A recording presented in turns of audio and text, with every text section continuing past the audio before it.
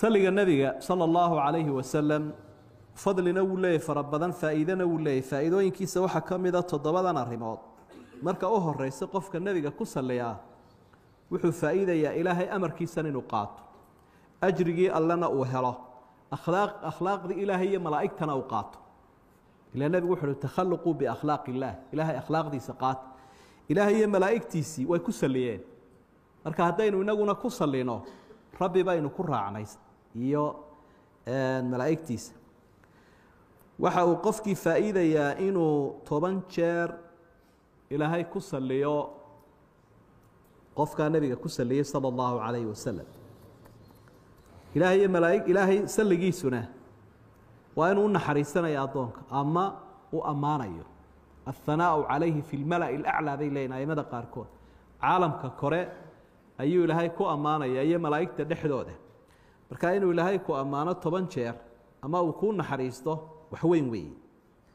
waxa labaadoo lagu helaya shafaacada nabiga sallallahu alayhi wasallam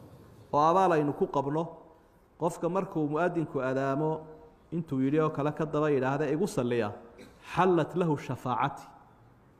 shafaacada u sugantoo waajibtay buu nabiga alayhi salaatu wasalaam waxa ka faa'iido hamigu ilaahay kaga yareeyaa qofka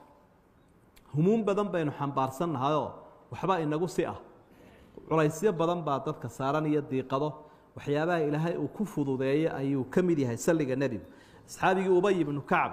markuu nabiga ku yiri waqtigayga saligaagan ku qaadan hamigaaga la kaafiib hamiga laga dul qaadi waxa afraado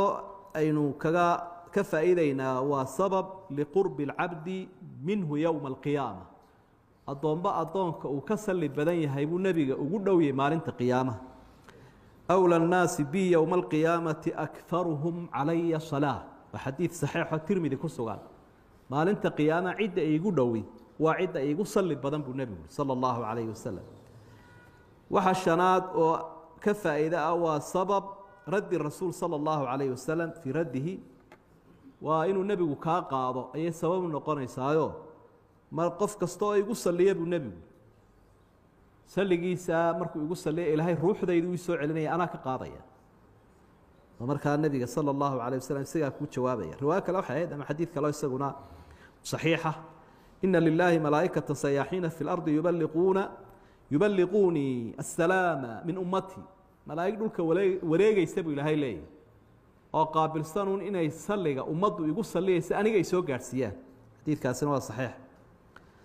fawaidka waxa kamida ducadaada in la aqbalo waxyaabaha caawinayu kamid yahay inaad saliga ku soo khatinto wa khitaamu misku ninba ducaysay ayaa tukanayay ilaahayna ma amaanin nabigana kuma saliin nabigu wuxuu ajila hada kani uu degdegay wixii ducadiisa lagu aqbali lahaa muu yeelin isna waa saxiix waxyaabahaas maalinka jimcaha inaynu sii badino nabigu calayhi salaatu wasalaam iyadana wuxuu inoo sheegay in warbixin lagu siinayo saliga ay ugu saliyaysan badiya maalinka jimcaha fa inna salaatakum macruudatun calay xadiidkii saxiixa abi daawud ku sugnaa saligiin waa la cardinaya meel kasta caalamka joogo telefoonada ilaahay baa nabiga ku rakibeen hebel baa kugu saliyay hebel baa kugu saliyay hebel baa kugu saliyay taasay ugu soconayso marka